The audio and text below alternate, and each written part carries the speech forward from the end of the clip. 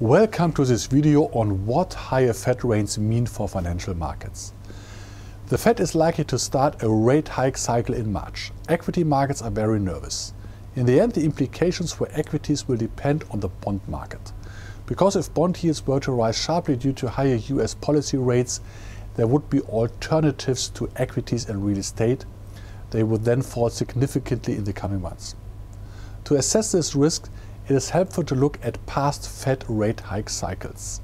Sometimes, like in 1994, you see a sharp rise in bond yields.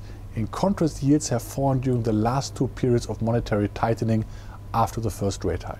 In the end, it comes down to whether or not financial markets had realistically priced in the magnitude of rate hikes beforehand.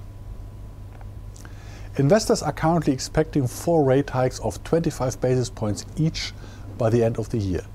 We think such a pace is realistic. Moreover, investors have priced in fairly high US inflation for this year, and that also applies to the Eurozone.